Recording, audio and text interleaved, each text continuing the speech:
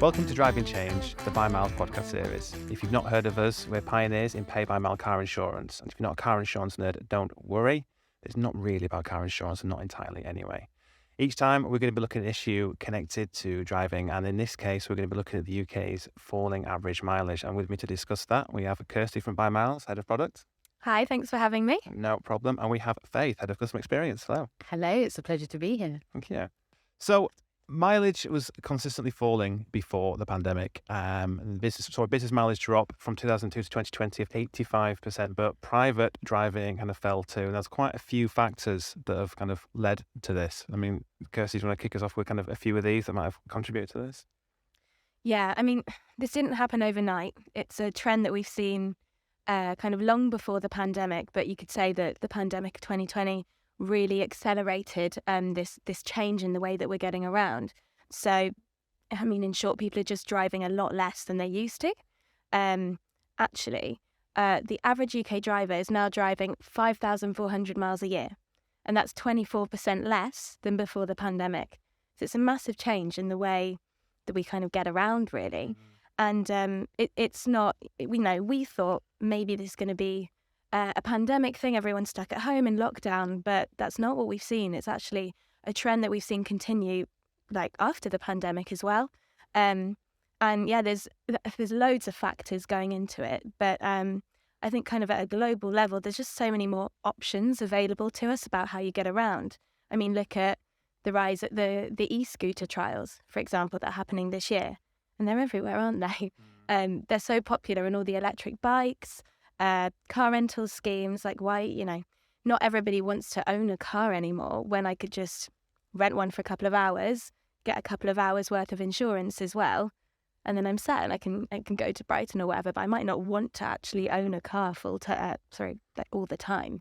So there's so many more options that are kind of more like cheaper, easier to budget, greener, safer, and it's kind of, the attitudes, I guess, towards driving have become less about I need to own a car and more about I want the flexibility. Flexibility, I think, is something that came to mind when you were saying that, kind of adapting to kind of people's lifestyles. And it kind of feels like since the pandemic, people's lives have changed, been more flexible and flexed around them anyway, especially kind of, I guess, with the way they work. I guess not everyone's working in offices now and commuting as much. Is that something you're seeing? Absolutely. I think the drop in commuting overall has meant that, of course, people are needing to drive a lot less. We're making different decisions when it comes to how we get groceries or our deliveries. We grew so reliant, and we saw a huge spike in things like, expecting things to land on your doorstep, that people aren't really seeing the need to get out and about in the same way. And I know that, of course, we're talking from a leisurely standpoint. We love to get around. People are enjoying biking, walking, but using your car on a whole feels like something that is a kind of once in a while luxury for lots of people rather than an everyday necessity. And kind of away from the working aspect of it personally as well, I think we've seen a lot of rise kind of staycations and things as well. And I think, certainly speaking personally, I think people's lives have kind of gone a bit more community-based and more kind of local-based. And I think the pandemic kind of led into the fact that you don't want to travel so far just in case you get COVID or any kind of richness change. But I think that's something that's kind of stayed with us since then. I guess you kind of seen that a bit more. You also have people kind of a bit more locally based with things. Absolutely. Yeah, it's been really interesting actually watching, I guess, trends emerge in how people drive differently. Staycation is absolutely one of them. And yeah, to go on a staycation, I guess people, you might choose to rent a car to do that. You might say you've only got like a small car for getting around a city. You might choose to rent a car that's bigger, that can take your whole family to go somewhere further. We're seeing it happen a lot. One of the major factors of this is the price of fuel, and the fuel prices is a massive contributor. I think people are thinking, do I need to, or can I afford to take this journey with the car? And none of us can predict where the fuel prices are going to be going. But do you see that kind of a direct correlation in future between driving activity and mileage between the cost of fuel, or is it a bit more nuanced than that? I think we have to assume that there'll be some form of connection. We're especially in the last few months or this year and as a whole, we're all a lot more conscious about what we're spending overall. Fuel's been a massive area where we've seen increases, but in every corner of your life, you know that where I can, I'd love to be making a saving. So I think that it's almost like that saying where it's like, a brain changed by a new experience can't go back to its former dimensions. We now know that we can make a saving in this way. So even if fuel prices go back down, why wouldn't you adjust and stick to some of the habits that you picked up as part of trying to be frugal and make the savings kind of long term? Of course, we'll see different areas where you might choose to take your car out more, but I do think some of these habits are here to stay. It's the first time that we've really had to peer behind the things that we've assumed to be true and say, right, for this trip, of course I drive my car for this 5-minute journey, and you're making decisions that are on a whole, saving you money in a massive way. So I think that the connection will remain. I think that like we've seen with the pandemic, we'll also see the kind of long-term changed behavior from an incident or an experience like this. And I'm excited to see how it trends over time because, there's no harm in picking up a bike every now and then or going for a walk where you might have gone for a drive. So it's really exciting to see those habits start to change. Yeah, walking especially seems everyone seemed to be walking during lockdown, didn't they? Everyone had this, doesn't it, top 10 favourite walks and things like that. And that just seems to people just keep to, right, it's a way to get my steps in, stay fit, and just kept going with it. People walking to work if they can, things like that. Another interesting stat I've got in the show notes is almost kind of I feel like a cultural change is the number of teenagers and young people holding licenses falling by 40%. Yeah. Why do you suppose that is? Oh, I think it's a mixture of things. I think, of course, and I know we'll touch on this more in other discussions, but we know that with new generations, our expectation in terms of access to vehicles changes completely. People are interested in other things, but also we've seen that the increase in university attendance has meant that people are potentially putting that off. For I'll graduate, then I'll get a car. Why get your license, get a car, leave it at mum and dad's for 3 years because you're headed to another city? Why not just push that all back slightly? So yeah, I think it's a really, really interesting trend. I certainly remember back to my teenage days, people couldn't wait to get a license. It was like that's that kind of what it seemed like. The moment you hit 17, a lot of people were like, right, I'm going to get my license. But interesting to say about the university thing, I think I can almost kind of draw a line between those that went to university, didn't get the license, those that weren't going to university pretty much did. Yeah, I would say as well, the attitude towards ownership is changing, right? So in before, it was very much about, I have a car or my brother has a car. But now, look at other things you have in your life, right? Like we have Spotify, we have music subscriptions, TV subscriptions. I've not got, a stack of CDs in my bedroom. And I was saying the other day, a while ago, I hosted a party with some friends and we just got an app where you can rent stuff from people nearby for for a small amount of money. So we rented a smoke machine, we rented a sound system. And these are things that I would never consider buying. But I think it's not just within car ownership or even insurance, it's just much wider. The trend towards renting over owning is just becoming what people expect from all the products and services that they pay for. Absolutely. Like total flexibility, personalization. So not making those kind of long-term commitments to things that you might only kind of use fleetingly or just like a smoke machine for a weekend or something. Yeah, and I think fairness. I think it's massively positive as well. I think any and all kind of studies done on younger generations, and if we are talking specifically about younger drivers here, or newer consumers as a whole, we know the kind of damage that this incessant need to own things has done. Right? It's overproduction. It's all of the things that younger generations are really, really conscious about. So if access is what you're looking for, and we know all of the great things that come from driving and come from owning a car, you can still get that benefit and share it with your community. I think, I think that's a trend we're only going to see increase, both in car ownership, smoke machine rentals, clothes rentals. You're seeing it all, the circular economy of just lending and sharing. It's really, really exciting. And I think, we'll see a lot of changes overall because of it. I think you said a few things in there that I can kind of see in a general trend, generally towards sustainability, and a lot more with that younger generation who seems to be a lot more aware of it than certainly I was at that age.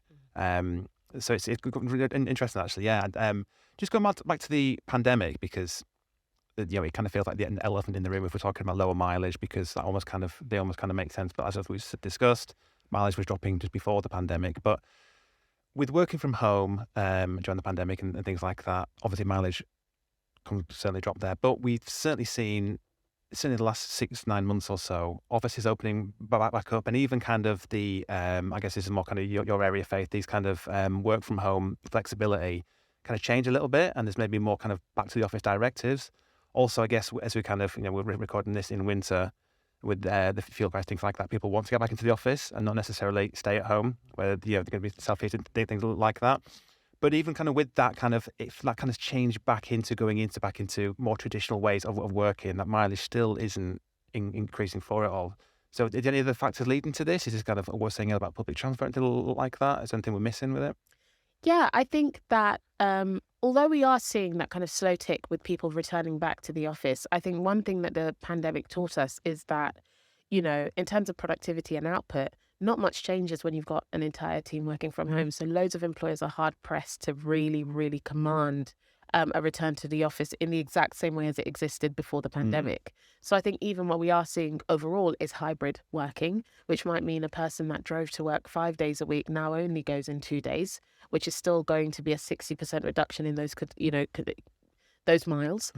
We are seeing people use public transport more and more because, of course, with fewer commuters, public transport's a lot more comfortable. You're not doing that rush to a early morning train and have thousands of other people squashed in like I'm sardines. certainly standing on buses less now than I was 3 years ago. Exactly that, so it feels like a more luxurious experience. And you're like, you know what? I will go on a train. I will get my laptop up. I will get that bit of work done before I head into the office. So yeah, I think there are some permanent changes because there has been a really, really, really, as Kirsty mentioned, trends that we saw before the pandemic were on a whole accelerated by that experience. And working from home or working in flexible ways was something that was always coming. Parts of it were accelerated, absolutely. And even now, as we return, we're not returning in the same way. So we have to expect that our commuting needs will shift as well. And they're definitely not returning back to the days of old, the 5 days a week, hours in your car. As you commute for hours at a time. It's just not that anymore, which is really exciting to see. And people are more and more environmentally aware as well. So absolutely, we saw that pre-pandemic.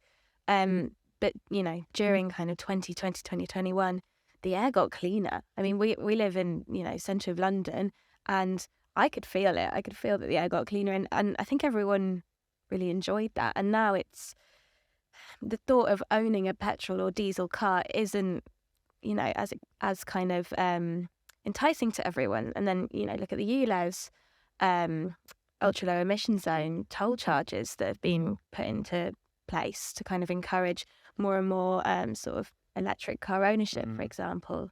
There are 1 million electric vehicles on the road in the UK right now. And that's just like every year that goes by, there are more and more. And by 2030, you won't be able to buy a new petrol or diesel car. They'll all be electric in some way. So that trend as well, I think, is the kind of the awareness of the impact of cars. The electronic cars is really interesting because they do seem to be much more prevalent. I was going to say I'm hearing more on the roads, but kind of not really that kind of low homos and things like that. But I'm certainly noticing more, and out there's more charging points out there, so that infrastructure's there for it all. The technology is getting better, the range is getting better for it also. And certainly with these initiatives that the government's coming up with, or local councils are coming up with, I mean, I think they've got the emission zones in London, but there's other cities doing it as well. There's Birmingham, they've got one. Are there any others? No, I think that's it, yeah. But it's certainly, they're not going to be the last ones by any means, are they? No, absolutely. I think, that's really the way that we're going kind of in general. And it's not that slow either. And I think what we've noticed with electric vehicles is that the infrastructure is getting better, as you say. Kind of one of the biggest concerns that people have about electric vehicles is something we call range anxiety. And it's that thought of, if I set out on this journey, what if I end up without, It just honks out in the middle of the motorway, something like that. Yeah. What if? And actually, breakdown cover providers are starting to do things like introduce electric vehicle charging points into their recovery vehicles. So it's like, because actually if the electric vehicle, runs out of charge, the brakes like lock on, and you basically need to jolt start it with a charge. So yeah, there's that kind of, that infrastructure point is massive. And also the price point of electric vehicles. So it's not just the world where they're really kind of luxury vehicles anymore. There's more and more kind of affordable. Teslas and Yeah, exactly. There's more and more kind of affordable ones, being brought out, and so it becomes more accessible. And cars for different types, like family cars as well. They're not just kind of these almost like looking like luxury and supercars and things like that. They're Yeah. practical, I guess. Or something tiny that you park in. Yeah, smart cars. Yeah, absolutely. But I think as well, something I'm interested to see how it progresses is with, the cost of energy rising, and then the cost of electricity and fuel. How is that going to play out when it comes to charging your car? What's going to become more expensive or more affordable to run? Are the government going to incentivize electricity, for example, bring down the cost of electricity to incentivize electric vehicles over the cost of fuel and oil? Yeah. It almost kind of felt like when the fuel prices were going higher, electric vehicle owners were kind of thinking, brilliant. But then when the electric charges start going up as well, it's almost like the drivers can't win, really. And I guess that might have played into kind of what we're talking about, kind of the mileage going down. And if the other avenues to it are just as prohibitive. Before we move away from the pandemic completely, I just want to ask you both, I can start that with you, Faith. Kind of how did the pandemic change you and your driving habits? Well, that's really easy. I'm kind of a born and bred Londoner, very much. Don't see the, so my driving habits were pretty much close to zero before the pandemic in any case. One thing that I will say is, in terms of that access to a car, I was very fond of, whether it's kind of using, Ubers, driving around with friends. I was never without a car or access to a vehicle in some way.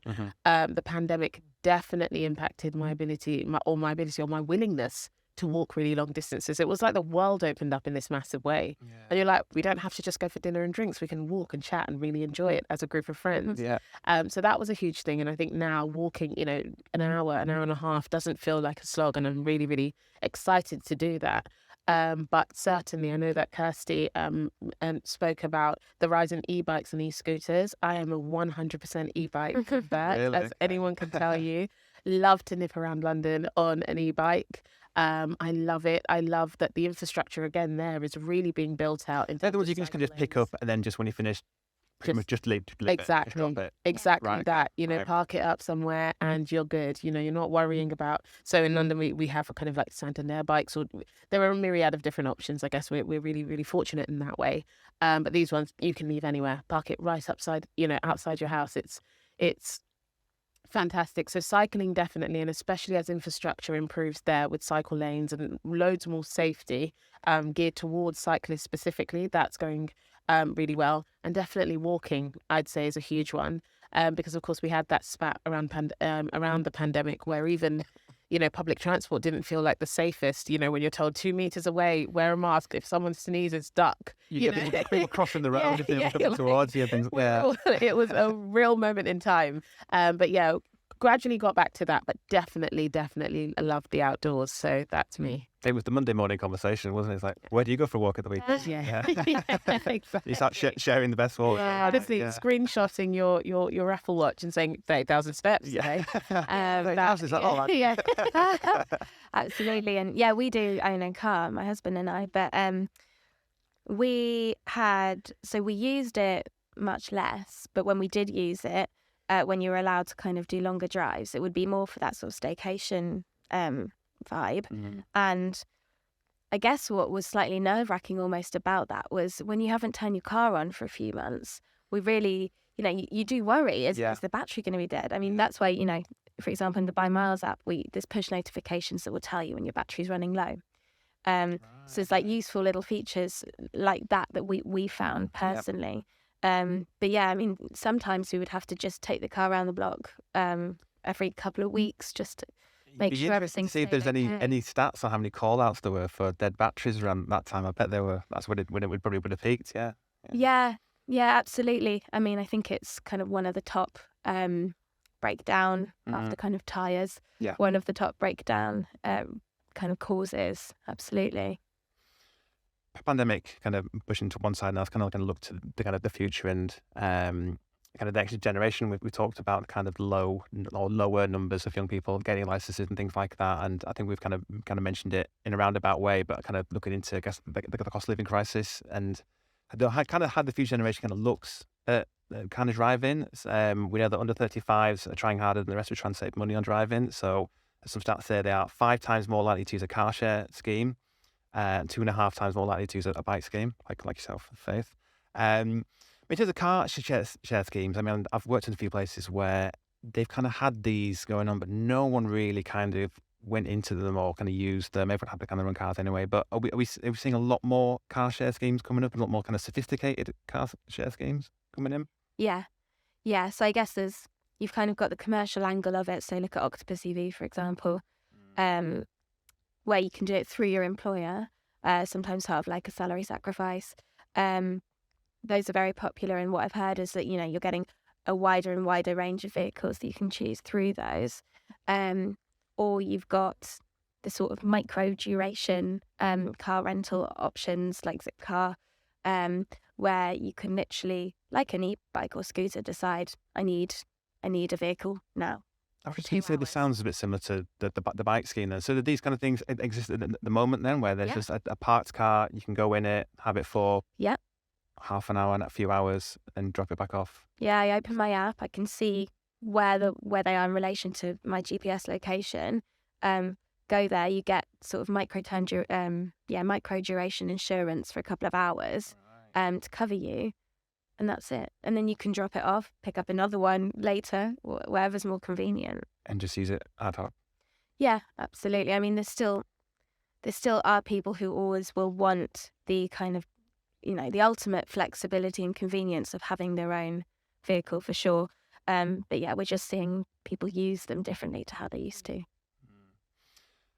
We talked about environmental attitudes and things like that, but can we, it's not say for certain, but we're certainly sure that this generation are maybe looking at driving in a slightly different way, and maybe even thinking, it's not a case of price, it's kind of whether actually I want to be driving and contributing to that way, even if they can't get an electric vehicle. Absolutely. I think another thing that you can almost draw a kind of a line of correlation between is that people are having kids later, having families later.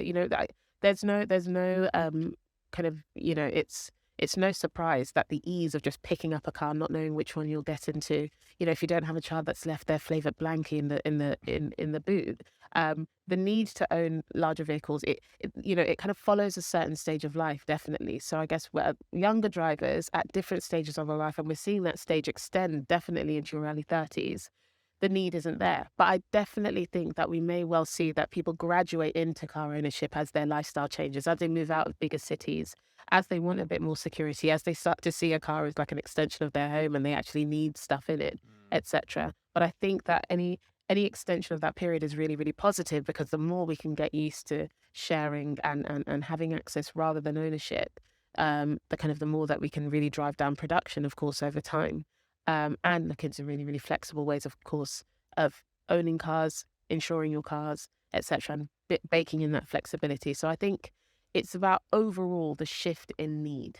And there are loads of ways that younger people's lives have shifted and adjusted in the last couple of generations. So it's no surprise that their driving is changing, their need for car ownership is changing. But I wouldn't be surprised if we see that kind of trend more so towards, the quote unquote old days of owning a 7-seater, as people grow up and make different decisions for their life slightly later in life than we have done in the past. So that makes a lot of sense in terms of as your life changes, the family gets bigger. But if I guess if someone's spent over a decade of their adult life not driving and getting around in alternative kind of ways, could you see at the future where even if the family does get bigger, there are other alternatives to getting around with a large family without driving? absolutely. I think it's really exciting to kind of look to our European cousins, as it were, across the pond and see in cities like Amsterdam, where, you have like these bike mechanisms that can fit a small herd of children in them, or, as the infrastructure improves, you can really start thinking about different kinds of vehicles, especially when we're talking about the utility of your trip, right? Mhm. Are you going shopping? Are you just dropping the kids off to school? Or are you going on that long trip up to Scotland for a holiday for a couple of weeks? So I think it's all about, to kind of echo what Kirsty said, it's about this push towards flexibility and choice. Mm. And as we expand the options on the table, people can really, really choose what they need for that trip.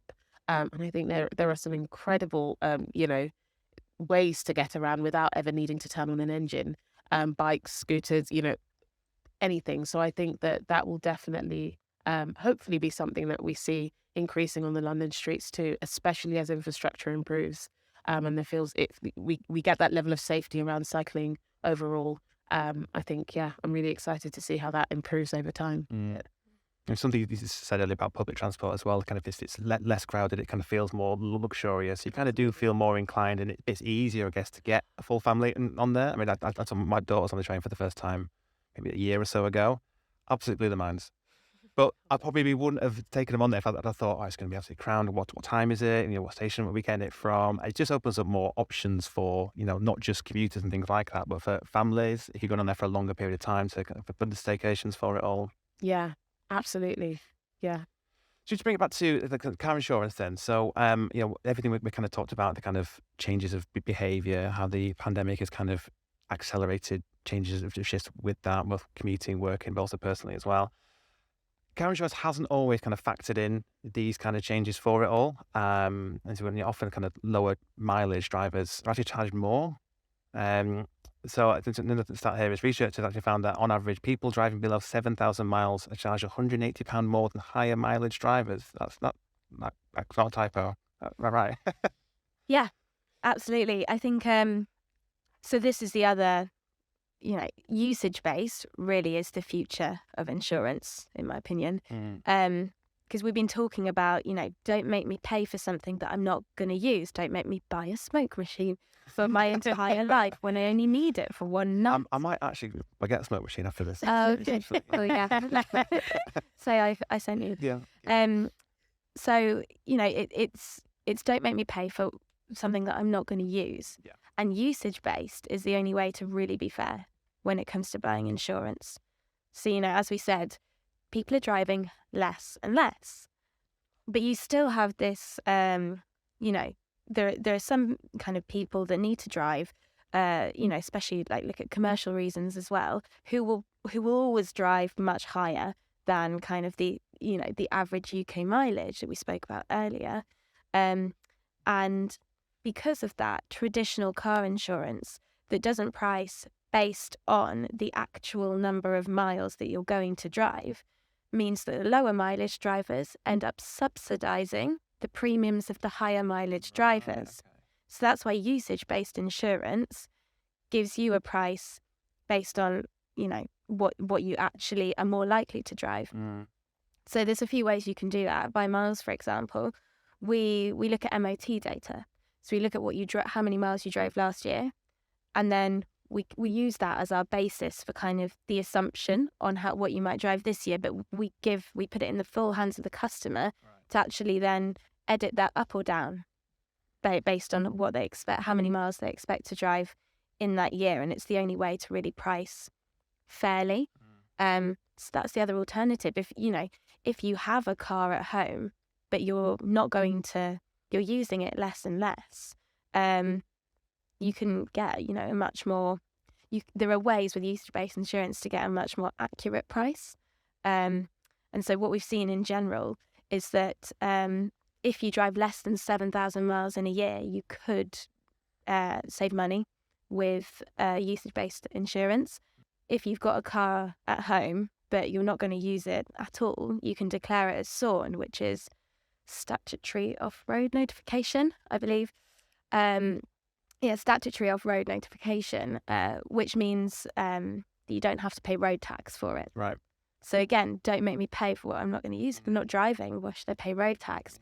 So, based is, it's the only real fair way, in my opinion. Well, it makes a lot of sense. It makes a lot of sense, especially in the context of what we were saying in terms of the way people's attitudes are changing on other things that they pay for. So why is it, do you think, that this isn't the norm or the traditional? Why aren't other traditional insurers kind of picking up on this, or are they? They are. It's just the rate of change. You know, insurance is hundreds of years old as an industry. Go back to ships hundreds of years ago, right? And actually, you know, it's the startups that are leading the way, but the bigger companies are catching on too. And actually, you know, we by miles, we've been seeing more and more competitors kind of join the space recently, and the rate at which new usage-based insurance providers are popping up is increasing, and we love that because it's actually about raising consideration and awareness of this new way of doing it. And what we need to do is just get past that tipping point where it goes from being, is this a bit experimental, to I trust this as a way, you know, widespread trust. And I think, you know, it's difficult, the fact that for years people have had quite negative emotions towards insurance. You know, you think, if you look back years, you think, oh, you know, is it going to be, if I make a claim, am I going to get caught out on small print? Yeah, are they going to try and wiggle out of paying? And actually, it's about breaking down those kind of existing mental models about stick to something that I know, but I kind of resent paying for. It's almost like a tax, to actually, I could get something that's really fairly priced with a load of, you know, app features that give me loads of added value about owning a car in general. It's very interesting. It's almost that there's a kind of paradox between kind of the fairness and aspect of it, but you always kind of think like, I have to pay this, you know. There's that emotive thing of I'm paying out for this. Will they kind of try and swindle me for them? But then kind of putting, then at the same time, is there is something that does come with that. It is fair, but it's something that, like you say, feels experimental. It's kind of thinking, you know, is the trust base for it? Well, I guess there's trust on both sides of it, really, isn't there? Yeah, trust is the biggest thing about insurance. I mean, at its base, insurance is a promise. You're paying for a promise. Yeah. And I really believe that the absolute minimum is that in my time of need, if I have a claim, the person who I've paid hundreds of pounds to should uphold that promise. And the fact that people worry that a small print is going to catch them out and they're not going to get paid for their claim is terrible, because you're paying so much money for this. But actually, I think that's really the bare minimum, and car insurers should be doing so much more to be really fair in terms of how we price, but also the value that we give you outside of just price. I mean, if you look at the pandemic, people weren't driving very much, but 80% of people who were paying for insurance didn't get any kind of refund. A couple of insurers looked into it and said, oh, okay, we'll give you some money back. But most people got nothing for that money they'd already spent, that sunk cost. Whereas, you know, by usage-based insurance, in principle, by default, it's a fair structure, because you don't drive, you don't pay, apart from the kind of upfront cost to have it parked. I mean, Buy Miles haven't just started doing this. You guys did this for a while. I mean, what kind of feedback or kind of, what kind of changes have you seen, I guess, among drivers because of this kind of very different way of doing things, I guess, compared to the traditional way? I mean, it's been incredible. I think, so something that I feel really, really lucky to have experienced, having been here for so long, I can say, and it's definitely since we sold our first policy to the public, I've seen that shift in that kind of like incredulous and suspicious, hang on, what's the kicker? And you're like, no, like, you know, my initial conversations were all like, no, this is really it. Really, you don't drive, you don't pay. And then they'd buy, and then they'd ask again on their first statement. And they're like, it says I only owe £3.60p. I'm like, yeah, it looks like you drove barely anything, hon.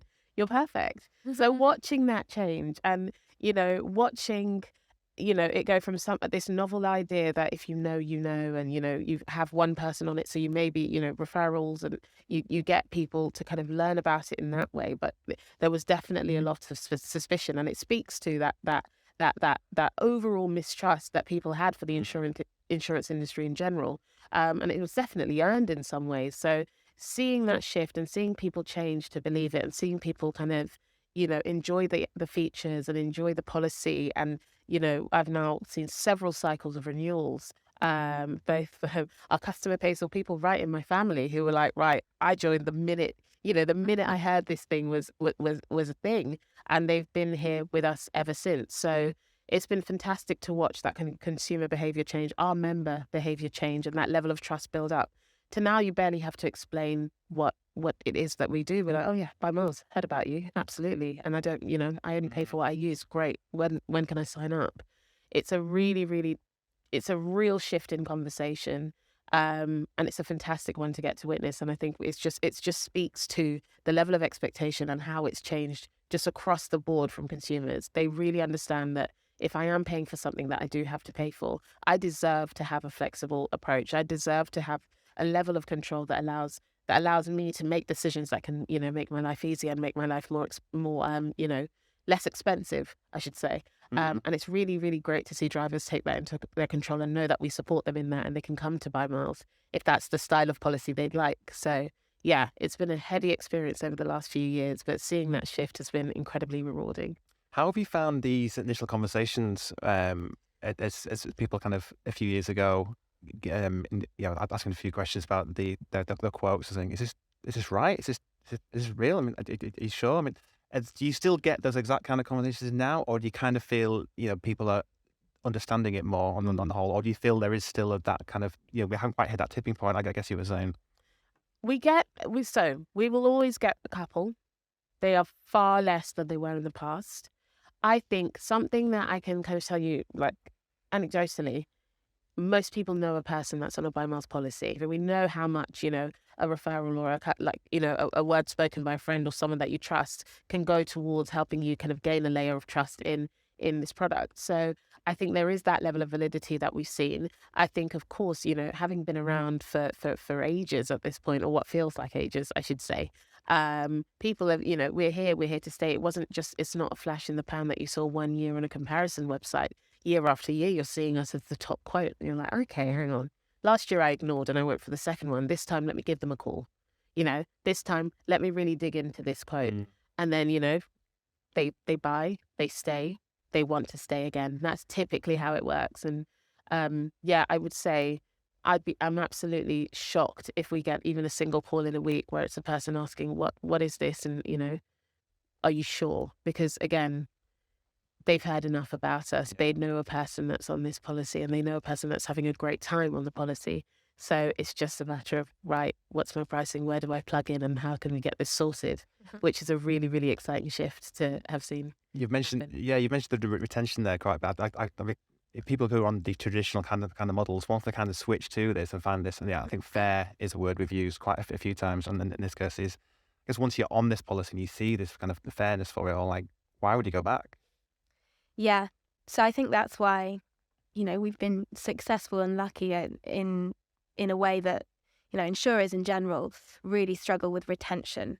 And if you think of, I guess, pre-January of this year, when some general insurance pricing regulation changes came into play, which essentially made it, not compliant for insurers to continue to do kind of the massively discounted acquisition prices and then hike it up at renewal. Right. You're not allowed to do that anymore. You have to offer kind of reflect the same prices at renewal and acquisition. But prior to that, the industry is absolutely kind of get you in on a really low premium, put it up hugely at renewal. I'm generalizing, but this is, the trend. And what that leads to is price switching. Every single year, people hop on a comparison site and kind of assume that they're going to get an unfair price in year 2. Yeah. And actually, we've never priced like that at Buy Miles. We've always had exactly the same prices at new business and renewal, because fairness is just baked in. It's almost like naturally, you almost feel like, right, my car insurance is up for renewal. I need to shop around. Yeah. It's almost like a natural human. Great. Yeah. But that's because we've created that. Yeah. If you just price fairly, then people don't feel the need to do that. Yeah. And so I think that's why, we've experienced really strong levels of customer satisfaction and retention once people get their head around a new way of doing things, and trust it, well, they stay, because it's for a lot of people it's better and it's cheaper, and it's you get more out of having a car, really. I mean, my final question was, I was going to ask, will this be the de facto way of doing car insurance? But I know what your answer will be to that. But I guess I'll change that to kind of, when do you think this will kind of be the norm, so to speak? I mean, it sounds like it's not too far away, Faith. Well, it's already our norm. I mean, it's the norm for the thousands and thousands of people that we insure. I don't think we're too far off from being the de facto way to insure your car, especially where we see that we are now a nation of low mileage drivers. Why pay more if you don't have to? I think to kind of echo what Kirsty said, the rate of change is always something that you can't quite pinpoint. You know, if I had a crystal ball or a wish, I'd say, hey, let's switch this on tomorrow. But nobody could have predicted the pandemic and the acceleration in a lot of these things that we saw over then. And we certainly know that one thing it has taught us is we can't predict the future in any sense. But I do think it's something that's coming sooner rather than later. And yeah, we'll see. Yeah, we're not talking 20 years away, you know? No. It's much closer than that. Absolutely. And I think you can see that the larger insurers, the sort of incumbent insurers, are you know, who might sometimes be slower than kind of the startups to get to these new models, are already starting to do this and explore this space. So absolutely, it's the future. And I would just advise people to be very take ownership of knowing how many miles you drive. So it's really important, because when you're buying insurance and you're comparing prices, there is a tendency to want to kind of overestimate the miles that you might drive, because it feels sort of safer. But if you do that, you will pay a higher price. So just know you've got a mileometer in your car, an odometer. Look at that. Work out how many miles you drive in a year. And if you're not using a car, you can always declare it as SORN as well. So yeah, think about all of those options around mileage as well. Well, lots to discuss there, but we've run out of time. Thank you very much, Faith. Thank you. And Kirsty. Thanks for having us. Thanks for joining us. Do you want more insights on these topics? Check out the content on our magazine over at buymiles.co.uk. You can tell us what you think, join in the discussion, give us your thoughts on Twitter, Facebook and LinkedIn. We're at BuyMiles and we're at GoBuyMiles on Instagram. Until next time, drive safe, drive smart and drive change.